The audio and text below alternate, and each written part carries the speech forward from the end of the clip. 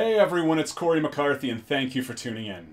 In this video I wanted to share a piece of rather disgusting viral news published just a few days ago and use that to draw upon a bit of perspective. This will not be one of my typical evidence-based videos, but rather an opinion piece.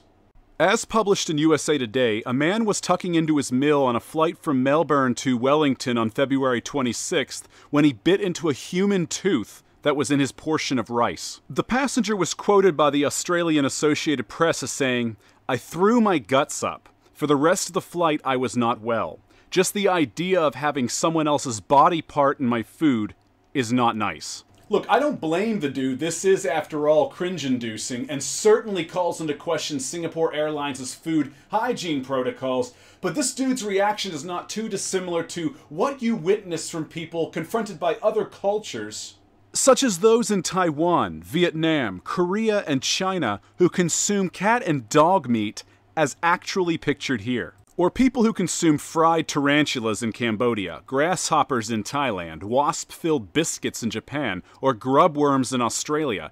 Take a look at that squirt, by the way. Or how about sheep's head as shown on the right, baked with the teeth kept in, as part of a traditional dish of Armenian origin called kash, which can also include the feet and stomach. Which is not too dissimilar to a dish of European origin called head cheese, which is often made from the head of calves or pigs, usually minus the brain, eyes, and ears. Key word there being usually, though sometimes the tongue, feet, and heart are also included, and, as clearly pictured, the teeth. Now, granted, in the case of kosher head cheese, I would assume that the teeth are in no way intended to be consumed. That seems like it would be a choking hazard. I would think that any teeth would be eventually removed during the preparation process, even if they're initially cooked while intact. But accidents can and do happen. No doubt teeth may sometimes find their way into a final product.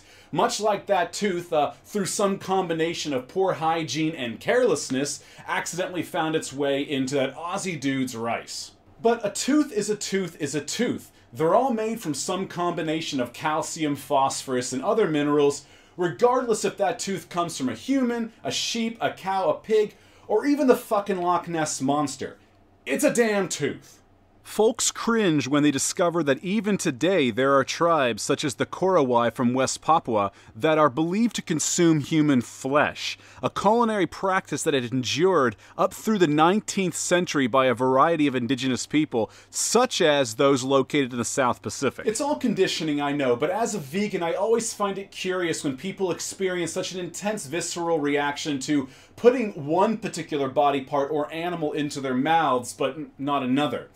There's an obvious disconnect in my opinion. For instance, chewing on the muscle tissue of a deer. That's a-okay. But chewing on a bull's testicles in a dish known as Rocky Mountain oysters?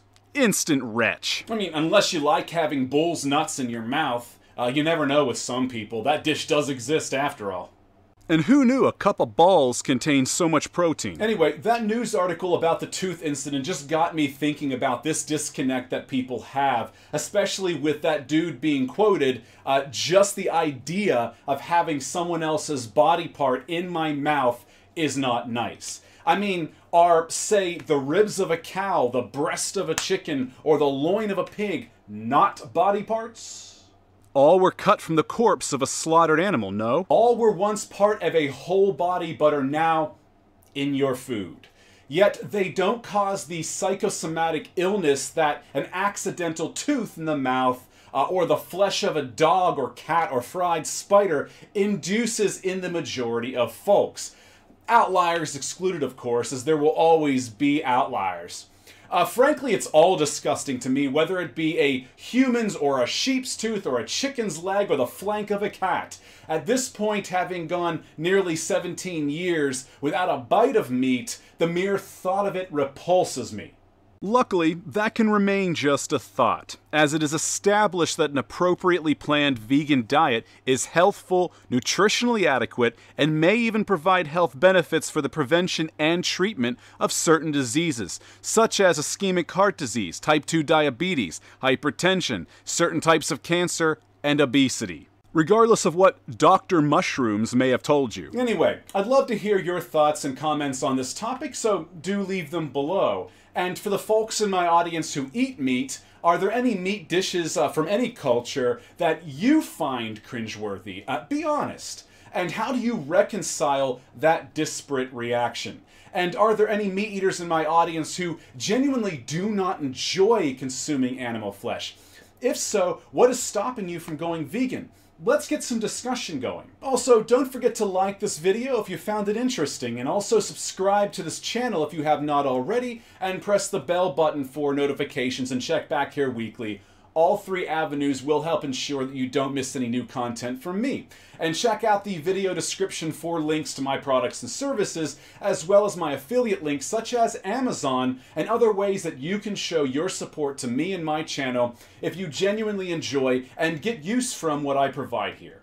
And that includes an array of my science-based training and nutrition ebooks, which can help you get results like those seen on my clients pictured here. Anyway, with that, I want to thank you all for your support, thank you all for watching, and I'll see you all in the next video.